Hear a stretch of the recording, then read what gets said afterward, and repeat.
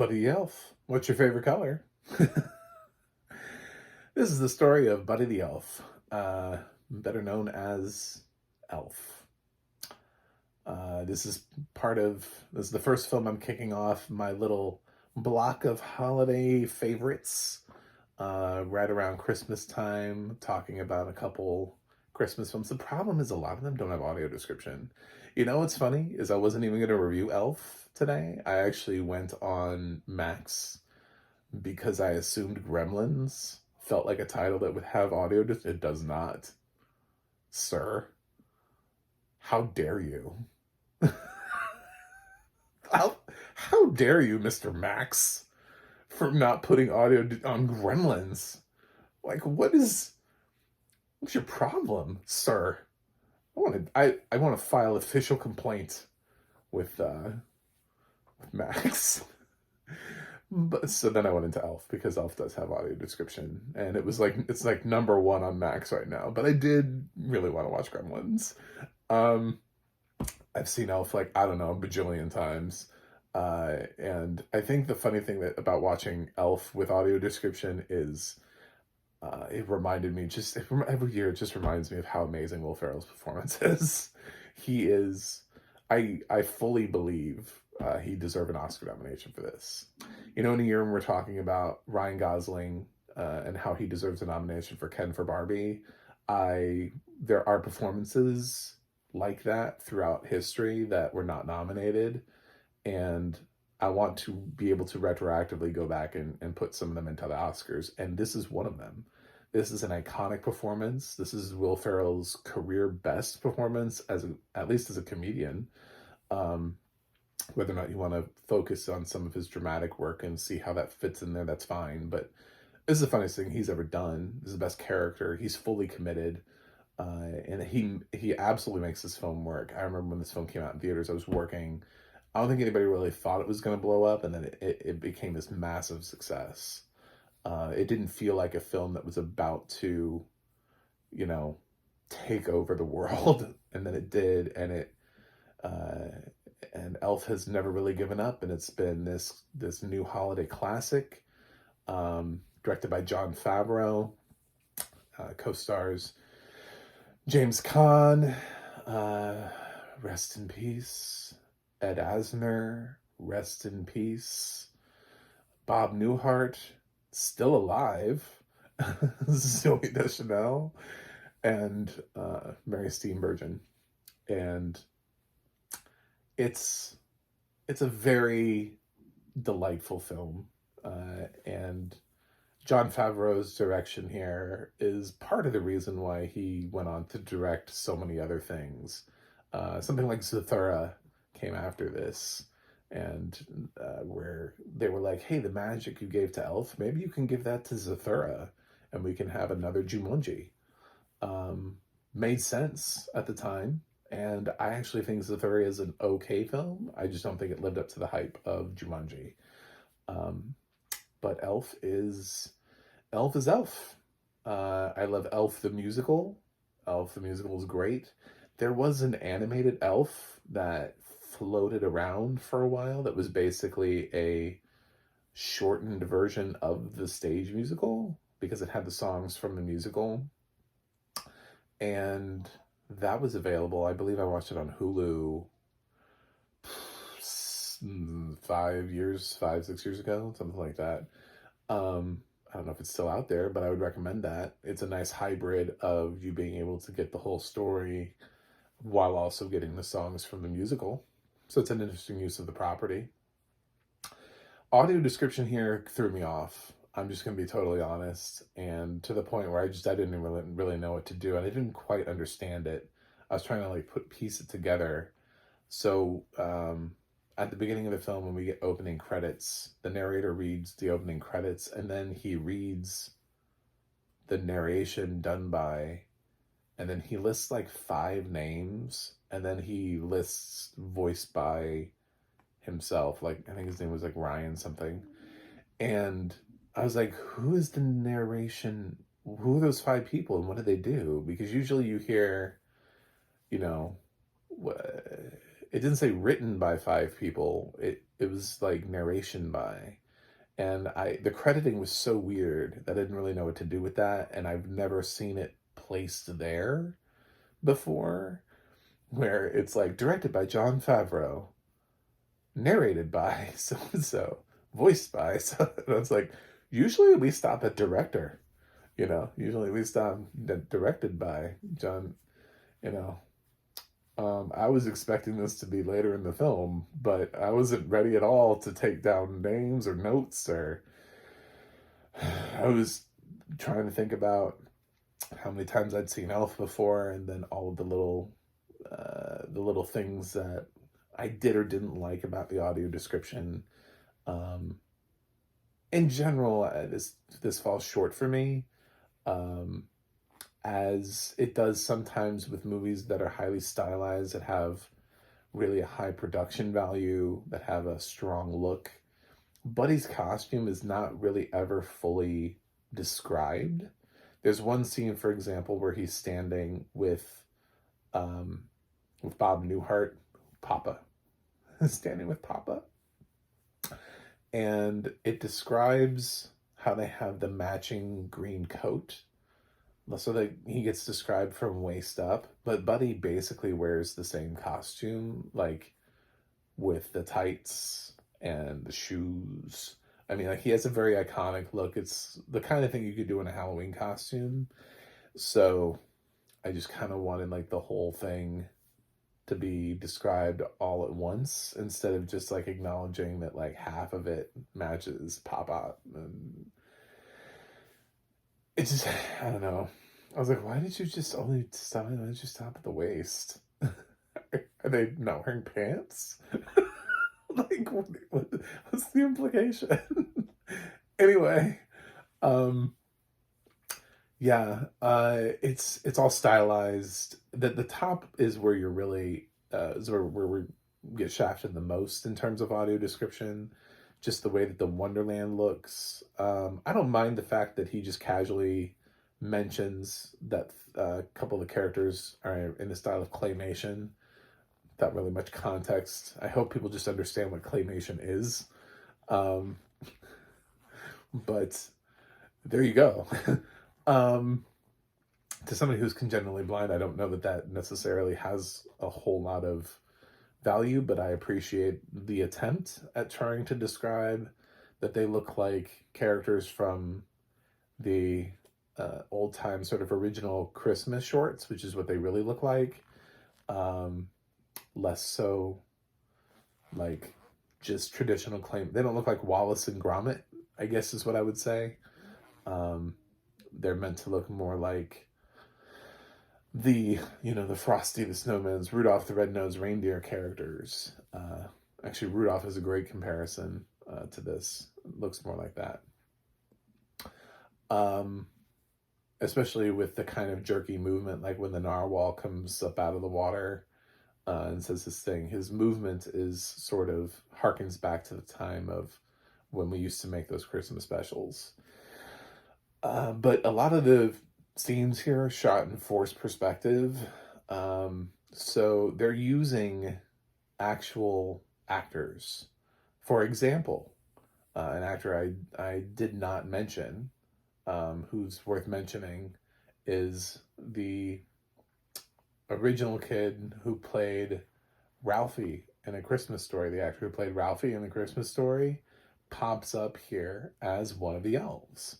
He's quite recognizable, and you'd be able to, if you, from sighted people who lived with A Christmas Story and lived with this, they immediately look at his face and they go, "I've seen that face." He hasn't aged much. He's not somebody who consistently acts a lot, but they did think he would be an interesting callback. But he's a grown man and he plays an elf. So what's happening is that they're using forced perspective to make things seem, to make him look bigger and make them look smaller. So, example, he's 6'3". I actually think they did say what his height is in the film. And he likes to sit on his father's lap. His father's, Bob Newhart, is a tiny elf. And of course, it looks ridiculous because he's huge and his father is like, I don't know, a foot tall, a foot and a half, 2 feet, something like that. So it looks like he's crushing him when he's sitting in this chair. And it's it's obviously not that, it's not that easy, it's not shot that way, so you're missing sort of like the magic of the shot. And I don't think that they were necessarily, it does say he was, I believe the word that they used was dominating his lap, which I thought was interesting, an interesting choice of the word. This is because when somebody dominates my lap, I think of something else. But Will Ferrell was dominating Bob Newhart's lap in that scene. So just choices. They went into, there's a lot of craft done in these scenes. Nothing is ever made for him. Not a damn thing in this entire place is made for, not a chair, not a tool. Even, you know, he's in a scene where he's doing the Etch a Sketches, he's doing it with this tiny little hammer. You know, like it's one of the reasons why he has such low output. It's not that he's incompetent at building toys. It's that he has a hammer that's like it's not meant for him. They don't have human tools, you know what I'm saying? They have elf tools that are meant to be held by elves, so he's hammering with this little like tiny thing trying to get the Etch a Sketch together. So so many really funny visual shots that they use through forced perspective, and also the use of creating props that are um smaller than he is. Honestly, I don't even know how Will Ferrell sat on some of these chairs. Some of these things just don't even make sense to me. I it's amazing that they built things that were sturdy enough for him to sit on that were that small.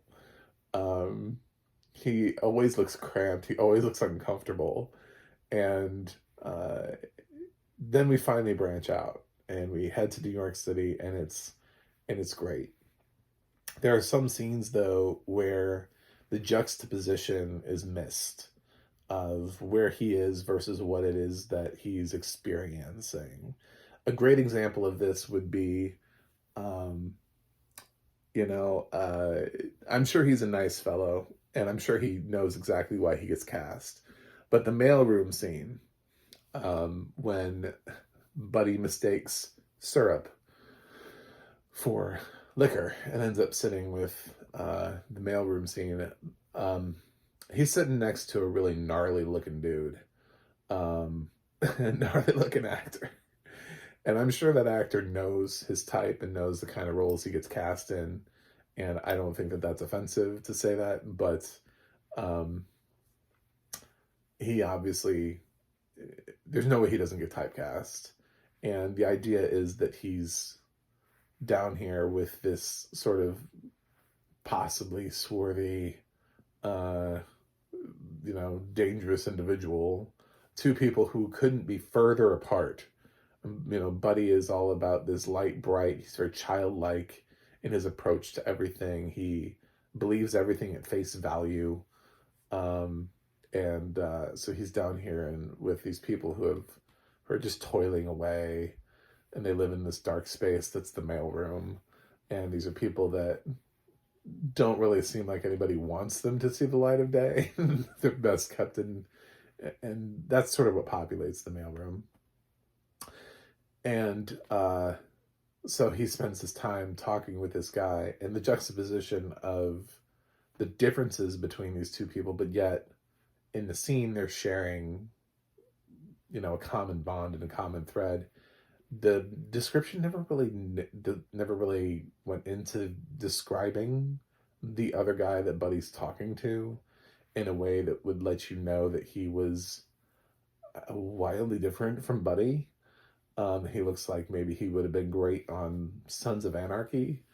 Um, and that's part of the joke. So the joke is just kind of Buddy's drinking alcohol, But it's not just buddies drinking alcohol, it's that buddies drinking alcohol with people that he looks like would, cut him. Like sometimes you have those scenes where a character like Buddy goes into a bar with people who look dangerous, and then suddenly everything works out. I think Pee Wee did that with the tequila sequence in Pee Wee's Big Adventure. Um, Sonic the Hedgehog has a similar scene where he has that bar scene. So it's been used before, but you have to know that the individuals that he's with are of the complete opposite in order for the joke to work. Otherwise, the joke is just buddies drinking alcohol. So, anyway, it just gets kind of lost. There was one piece of audio description that didn't work for me. It was when they're putting the Christmas tree together. And he actually kind of takes out the Christmas tree. I guess these are kind of spoilers too. But when he runs, it's Elf. I think everybody, if you haven't seen Elf by now, by the way, it's 20 years old. So they're trying to figure out how to get because they went and chopped down a real tree out of the forest. So it's a good sized tree. Luckily, James Caan is rich, and they have a fancy apartment with high ceilings. And Buddy has an idea of how to get the star on top of the tree. So he runs and uses the springboard of the couch to jump onto the tree, not thinking. And so he kind of, it just says he falls. You can even kind of hear it in the sound a little bit that something's happening with the tree. He takes the tree with him, like the tree. He kind of like everything falls. Everything they were just working on, because he jumps onto the tree. His sense of reasoning is not strong. Definitely missed moments in the audio description, I would say. And that's kind of I mean, I think it's mostly okay, but I wouldn't give this like an A plus, and I definitely wouldn't use this as like a masterclass in audio description. I think for people who have never seen Elf, this probably did enough for you. I think Will Ferrell's funny enough to make the film work. But there's a part two to a joke. There's more to the joke. There's a little bit of something else that you need to know. There's a little bit of a costume that you're missing that's also funny. There's a shot, by the way. There's a way that, for example, Peter Dinklage is shot when he enters the room that sort of hides just how tall he is. It's shot really well in that you don't know who this is. He's sort of obscured. And then he just kind of enters the room and bam, Peter Dinklage. So, yeah, it's just the camera movement on that scene would have been kind of cool to follow and track. But it's a minor thing. That's even more minor than some of the other things that I've listed. So, main stuff is some of the other stuff that I talked about. Really, it's the opening of the film. It's the most magical part is when he's blending all of these forced perspectives. He's got Will Ferrell is far larger than anybody but Santa up in up in the North Pole. Nothing fits him. He can't get through any doorway without a lot of work. It's just, I would have loved more there. So anyway, Elf is one of my favorite films of all time. If I would throw this in my 40 for 40 in an instant, obviously, because of that. So, check it out if you haven't. I'm sure you have. And I'm sure this is on your holiday favorite because I actually think this is like trending on both Max and Hulu in their top 10. So Basically, if you have a streaming service, you're probably watching Elf because it seems to be popular on the ones that it's on. So I trust that everybody out there is enjoying Elf this holiday season. So anyway, um, what is your favorite color? Let me know in the comments. I'm gonna give Elf an A plus. I love it. I love this movie so much, and the musical's great, and those songs really bring the story together. Um, so give it a watch. Thanks for watching. Thanks for subscribing. Please click that subscribe button so I can continue to talk about audio description, but in front of a largest audience possible. I want to reach everybody, and so we can normalize it and talk about it. Also, I have a website, macthemovieguy.com. You can go to X, Threads, or Instagram and follow me on Mac the Movie Guy. You can go to the audio description project, adp.act.org, and I'll let you know when it's audio description where you can watch it. And you can go to theadna.org, that's the adna.org, and you can see who's narrating your favorite films and television series. That's it for me today. I'm going to go jingle some bells, and I'm going to dash through the snow another time.